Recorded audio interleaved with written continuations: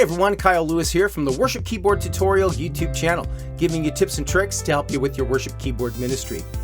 In this video, we're going to discuss the 3 biggest mistakes that I see keyboardists make when playing in a band situation. Now, I know these mistakes because as a young player, I made these same mistakes.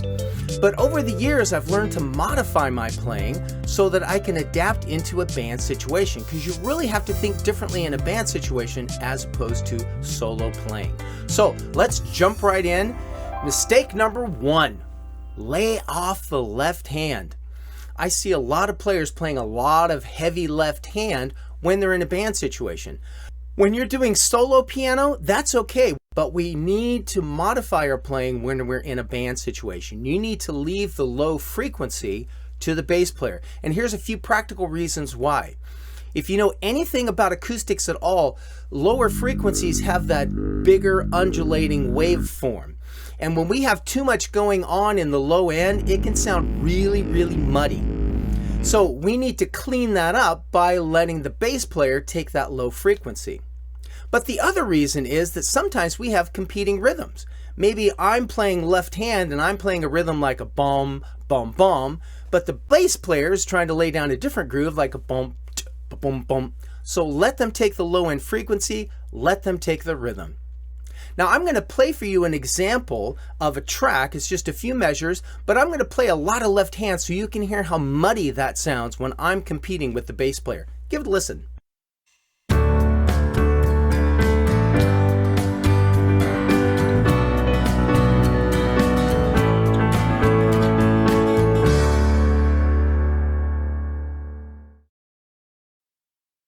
So that sounds really muddy. It just doesn't sound clear at all. So I'm going to play that same thing, but I'm going to bring my left hand up a little bit so I get out of that low frequency, and I'm not going to compete as much with the rhythm of the left hand. I'm going to let the bass player play that. So listen to this example.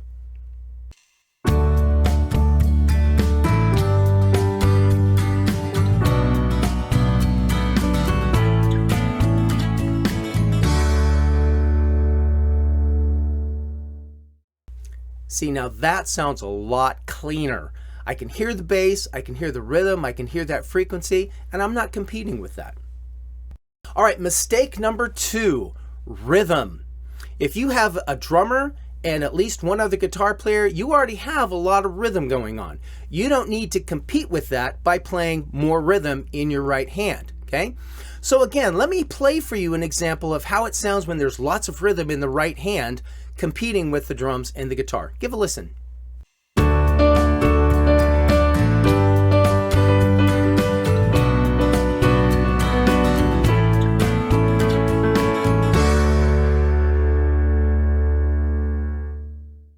See, now that to me just sounds too busy.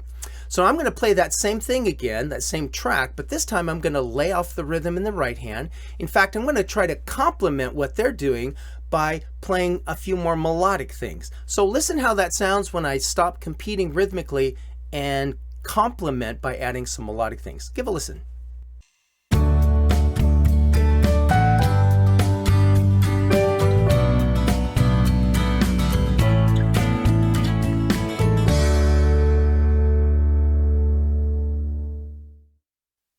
See, that to me just sounds a lot cleaner. Before we get to this 3rd mistake, if you haven't subscribed to this channel, hit that subscribe button and that little notification bell so that you can be aware of future videos. And if you like this video, give us a thumbs up. All right, on to mistake number 3, feeling like you have to play the entire song. If you've ever played in an orchestra or a band situation in high school, you know that your instrument oftentimes gets several measures of rest. We don't always play. So the composer or arranger says, I don't want French horn through the whole song. And how nice it sounds when you're listening to a symphony orchestra and the strings are playing for a while, they add some brass or percussion, and then all of a sudden things back off and you hear the oboe floating and think, oh, well, that's nice. Well, it sounds nice because the oboe hasn't been playing from measure 1 through the end of the song. So think of some times that you can actually back out, because selfishly, if you want to be heard, don't play all the time. Back out of maybe an intro or maybe a verse, or maybe you come to a final verse or chorus where things kind of come down.